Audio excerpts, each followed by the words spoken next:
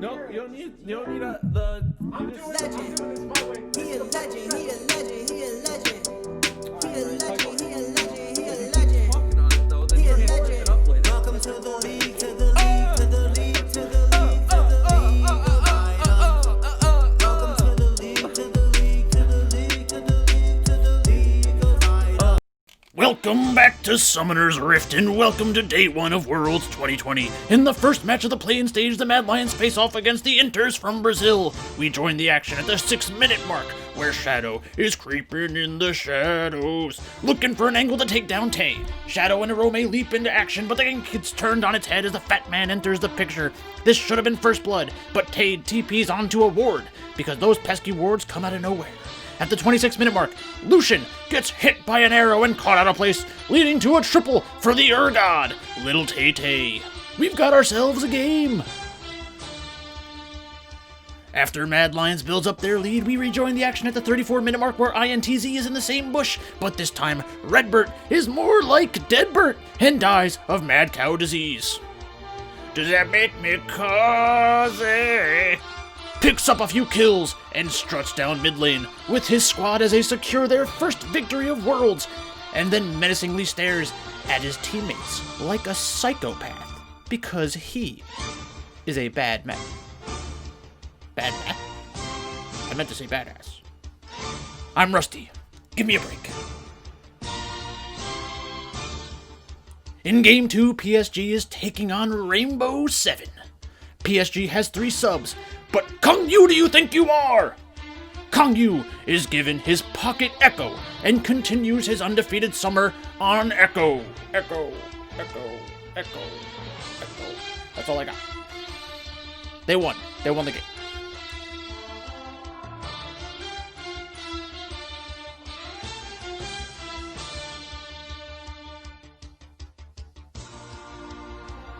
In Game 3, we have Legacy taking on the Inters from Brazil, who are giving away the game after securing Dragon Soul. Legacy took Baron and is engaged on in the mid lane, but Vlad is the first to bleed. Tapoon dies, but Shinny is turned into a rug. Legacy can sense this is their time to close out the game, and Tristana is looking for a chance to get back into the action.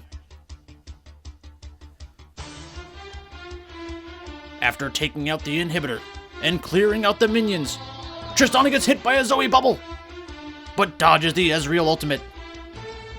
The minions are crashing in on the towers. One tower falls, and Tristana is leaping into action. She grabs a kill, kills a tower, and ends the game. LGD gets their first taste of Worlds, but it tastes like shit. LGD is up 2,000 gold and are positioning around Dragon at the 24-minute mark. Kramer walks back and forth in the river like an idiot and is separated from his team. Kai Wing dives into the backline and takes out Ashe. LGD isn't giving up this drag for free, and they posture as if they have a 5th player, even though everyone knows they don't have a 5th player at this point in time.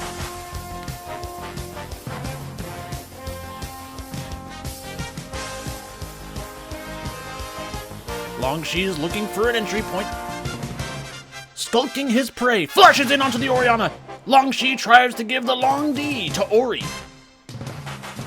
but dies because they only had 4 people and the other team had 5. So that's bad.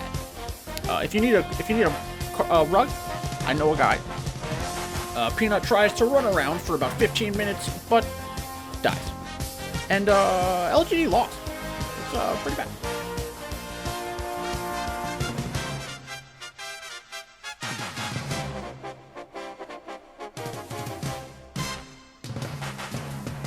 The final match of the day pins North America's Team Liquid against the Sad Lions from the LEC. Humanoid is snowballing, but the teams are only separated by 1k gold. Evelyn is creeping in the shadows once again and is looking for a flanking opportunity onto the backline, but Tactical is the Ratman. Jensen looks to re-engage and finds Karzi, turning him to ash.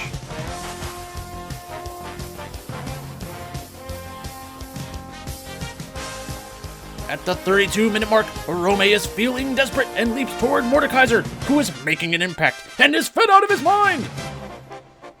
Maybe don't attack the Mordekaiser with 7 kills. He will hurt you. Physically, mentally, emotionally. He will destroy you. He will tear you asunder. Bad person. Good at League of Legends, but a bad person. Shadow looking for another flanking opportunity. Guess what? It fails. Team Liquid shoves into the base, and at this point I think it's a fair question to ask whether or not Shadow knows how to play Evelynn.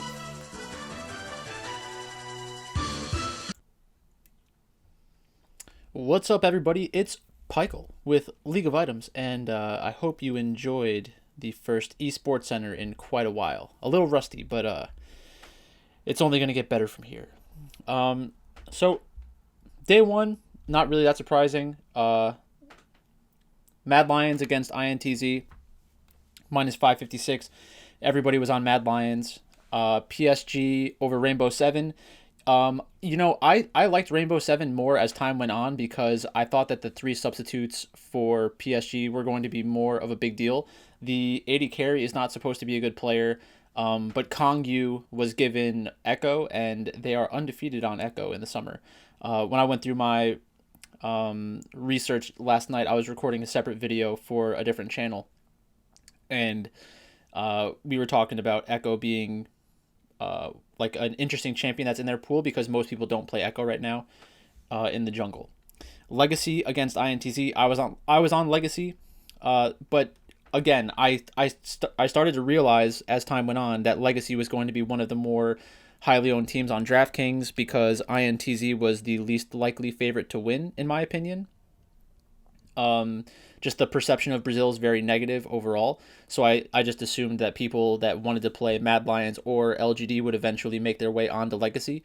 So I kind of got I had Legacy as one of my main teams, but unfortunately LGD lost, and LGD looked pretty stupid in the process. It's not an issue of like just playing the game too slow. I wish they were a little more aggressive in the early game. It seemed like they just were convinced that they were like a much superior team and weren't forcing any issues across the map.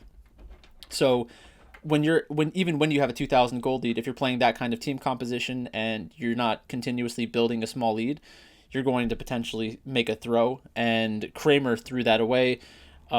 It's very common when there's posturing around dragons for 1 or 2 players to continuously walk towards the mid lane, make sure that the wave is pushed, and then return to the team. But because of the way that the two teams were set up, like it was difficult for Kramer to reconnect with his team. So it's really on the rest of the team to make sure that Kramer has a safe passageway back into the team fight. So LGD probably should have tucked themselves in more towards mid lane. The problem with that is that you're potentially giving away the inside position on the dragon. So it's not an easy decision to make in the spur of the moment. That's why it's important to build up your fundamentals as a team and to know what the goal is at every point in the match. That's not going to change much for me. I'm not downgrading LGD or anything like that. Just something to kind of discuss in the video. So PSG Talon moving forward, like I said, I think that their jungler's pretty good. But Group B in general, I think all of the junglers are kind of good. They all play League of Legends the way that I want them to play League of Legends. I was a little underwhelmed by Rainbow 7's performance because they did get Hecarim, and that's one of Josie Dodo's best champions. So that's kind of unfortunate. That was a good chance for them in that match. And then the last match, Team Liquid against Mad Lions. Again, I was making a video with LCS picks and Ghost Rider, and I was saying, as the more I thought about it, I liked Team Liquid for DraftKings play because they're thought of as a team with a much lower kill upside. But when you're playing against a team like Mad Lions, it's generally more about the losing team than the winning team. So if Mad Lions continuously looked for skirmishes and fighting opportunities, then there was going to be that kill upside, whether or not Team Liquid wanted it to be there. So it kind of just worked itself out. I think that most of the good teams were Team Liquid and PSG stacks. or no, Team Liquid and Legacy. No, the one that there was a solo first. I think it was 3-3-1, Legacy, PSG, and Team Liquid. So a triple underdog stack maybe. Either way, good job to whoever made that lineup. That was pretty good. I recognize the name, so it wasn't some random person, I think. But let's just go into the next day's games. So today or tomorrow, however you want to look at it, we're going to have 7 more matches. I'm not 100% sure what the final slates are going to look like on DraftKings, but I'm not playing anything. I'm not going to mass multi-enter a 2-game slate. So if there's some qualifiers for some of the tournaments that are coming up for Worlds, maybe I'll get into some of those, but I'll only be looking for like 3-game slates and larger. So hopefully they have something like that coming out today. So let's get into the matches. Rainbow 7 and V3. Yeah, so like I said, Rainbow 7 didn't have a good performance yesterday. V3 is from Japan. There's a team from Japan that's normally the representative from Worlds. I forget what their name is. It's Detonation Focus Me. I think they're typically the team that makes it out. They're a really good domestic team from Japan. So let's see what we have. Nidalee, Graves, Lee Sin, a lot of Lilia. So Lilia will most likely be banned. We have Ashe. A lot of Ashe. And the line is basically a 50-50. So I think that most people will look to get salary savings from this match. Supermassive gave up, or not Supermassive, Rainbow 7 gave up a lot of kills and, just didn't look very good against PSG. So I think people are going to probably play less Rainbow 7 than they should. I still think that they're alive in this game. So V3, apparently they have a Galio one trick. There's a ton of Galio. I'm not sure if Rainbow 7 can really take advantage of that. You'd want to see a lot of AD mid laners, so something like Lucian. So maybe that's a good way to try to bait V3 into having a bad team composition. This is going to be one of the lower owned teams. Both of these teams will be lower owned if they're on one of the larger slates, just because there's not a lot of confidence surrounding them. Let's just go next. INTZ against Supermassive. Everybody's going to be on Supermassive. Supermassive is from Turkey, and they have Korean imports. They have Cacao, and they have Snowflower. Cacao is like one of the original carry junglers. Used to play a ton of Nidalee, still plays Nidalee. Didn't do well. Cacao's team didn't qualify for LCK. They were in the qualifiers. They had a chance to make it into the LCK, but they failed. There's some guy that watches these videos that like is the biggest Supermassive fan in the world and was very triggered by my exclusion of these players from the lists. So I'm sure that if and when Supermassive wins this game against INTZ, he's going to blow up my comment section, which is fine. I want Supermassive to win. I like Cacao. It's just, that's not what the list was for. So moving on, V3 against Unicorns of Love. Unicorns of Love is a very popular team. They were 39-2 during their domestic season. It's going to be a spot that I try to take advantage of. I think that V3 is probably just as good as them. I don't think that domestic success really matters for an international competition. So let's just make sure that there's not some huge mismatch in terms of champion pool. So they both play Graves, Nidalee, Lilia. No Lilia over here, so maybe Lilia becomes a free pick for V3. But the problem is that if you just blindly play something like Lilia and you leave open Hecarim does have chances of just steamrolling, because he is a juggernaut. maybe they wouldn't even go for that though. I guess that's really the question. Top laner plays a lot of Renekton, Wukong. Both players seem to have diverse champion pools. I would assume that if either side is going to play a tank, it's going to be V3, and that could actually be very good in this meta. We do see a lot of double AD composition, so Tristana, Lucian, those are going to be popular. Anybody who's been watching my videos, I think that you will remember that I talked about. Actually, maybe I didn't mention it in one of my videos, but during one of our practices for Yale, I was talking about Tristana and how she's going to come back at Worlds. They thought it was funny. Not funny. They just were surprised that I said it because Tristana is the kind of champion that's really dependent on a specific item build to be like good. She's also okay at like early game trades and stuff like that. If she can get a bomb onto you and jump onto you and make it explode, then she can hop off, not pop off, because she can hop around. But yeah, so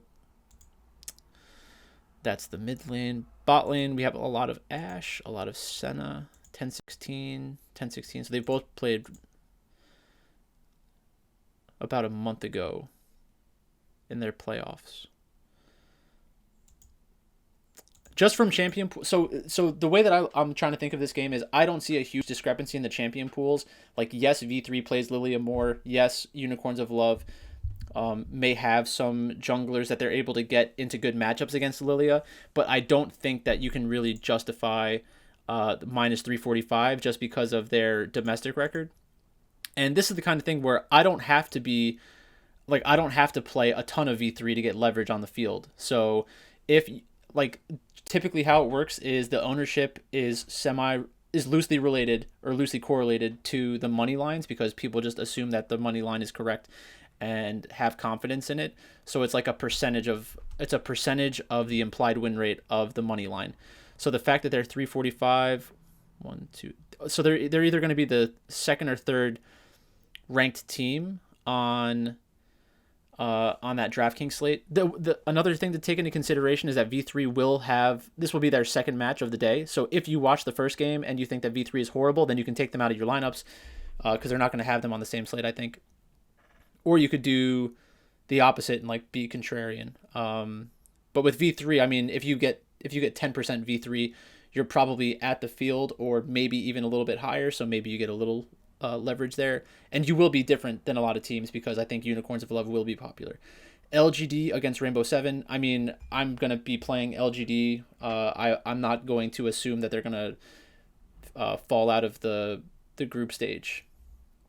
I just don't see that happening. I'm not gonna overreact to one game. If I'm wrong, whatever. I'm wrong sometimes. Doesn't really bother me very much. And if anybody should be criticized for LGD losing, it's LGD, not me.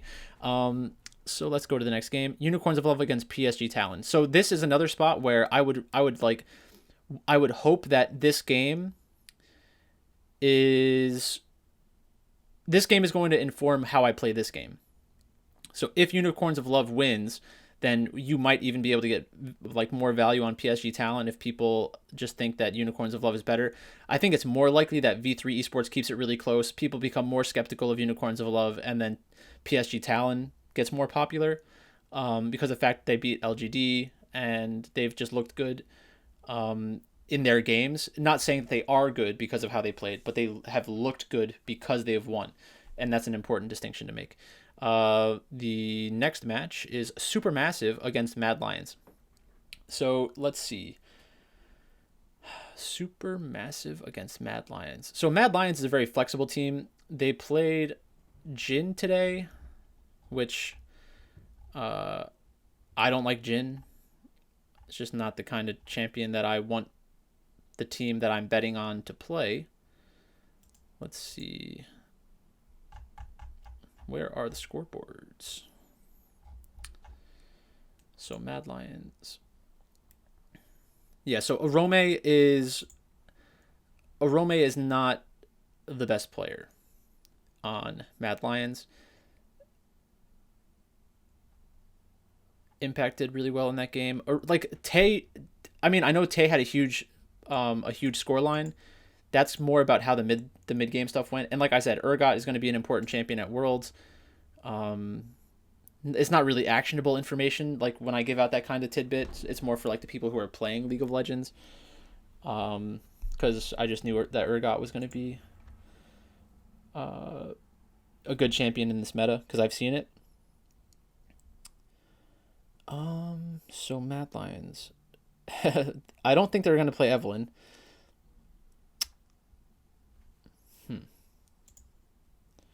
Supermassive. So let's see. What are they going to do with Shadow tomorrow? That's really the question. So let's try to figure that one out real quick.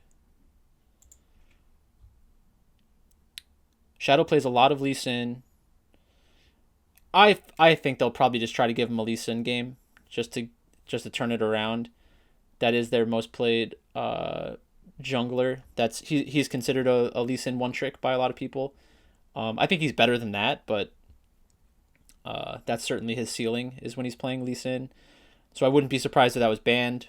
That is a wasted ban though. In this meta, in my opinion, is Lee Sin a contested pick? Kinda. Let's go back. Which side is blue? What?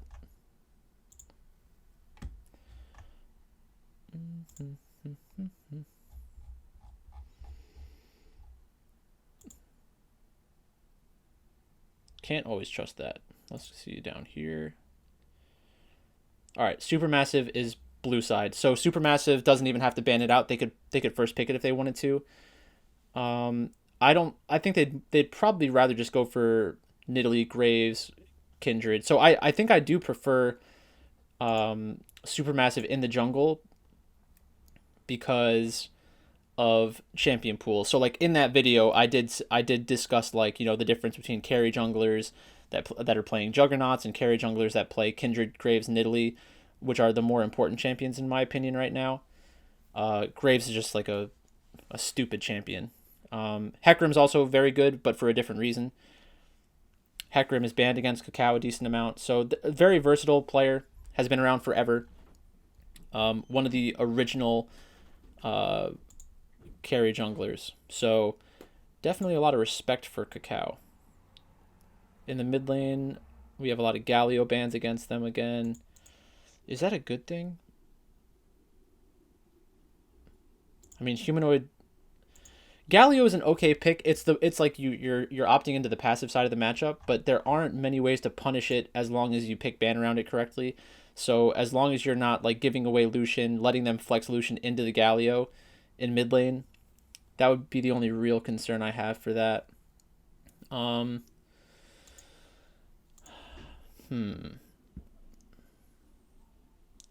This might be a good spot to get back on the Mad Lions if people are afraid of them. But I assume people just run it back.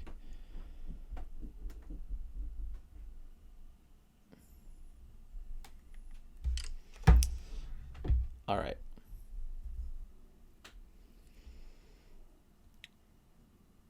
Supermassive Mad Lions. That'll be an interesting game for to kind of think through for the DraftKings slate.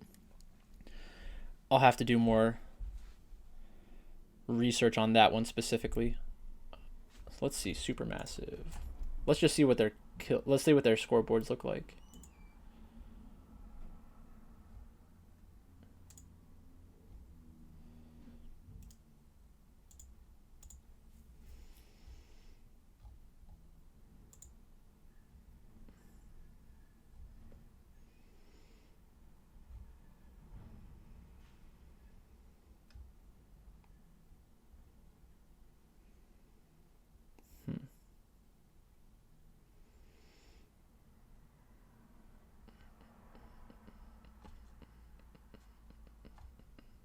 Yeah, so it looks like Zeitnot is really the player they typically play around. Cacao has a decent chance of being like the highest scoring player for their team. I guess Zeitnot and Bolulu both have chances of being the highest scoring player from their team. They do place a high priority on Caitlyn, so like if you are Supermassive, you're basically telling them to ban Hecarim, Caitlyn. I guess they're giving away things like Zoe. You might want to try to get rid of some players from Cacao champion pool, but that puts them in a little bit of a bind.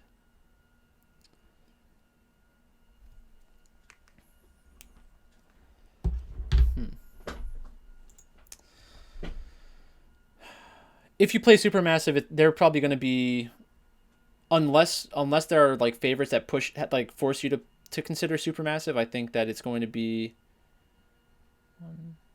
They're probably going to go under-owned because like you can get PSG Talent as an underdog, you can get V3 as an underdog. It depends on how they release the slates too, I guess. So it'll probably be 1, 2, 3, these 4 games, hopefully. But we'll have to wait and see. Last game, Team Liquid against Legacy. You have to play Team Liquid, I think. Yes, Legacy beat INTZ, but it was only INTZ. So the one thing I would say is that when I was looking through their match history, Legacy does have chances if they get something like Nidalee. Nidalee seems to be one of their much better champions. Galio. They do play the correct champions. I think like this is another spot where I think that the champion pool favors Legacy, but the talent favors Team Liquid. And in general, I will prioritize talent over champion pool. It's like if the talent is close enough, then I can kind of consider the champion pool because of the impact that has on pick ban. But that's basically where my head's at right now for these matches. I will have to do a little bit more research for what I post in Discord, and it'll also depend on what the DraftKings slates look like. But basically, that's it for today. Thanks for watching. I hope you had a good time watching Esportscenter again. I hope you enjoyed day 1 of Worlds overall. If you're watching Worlds tomorrow and you see like a really cool play, feel free to point my attention to it on Twitter. If you want to recommend like some kind of line for me to say in the video, if it's good, I'll use it. If it's good, I'll use it. But thanks again for watching, and I'll talk to you later.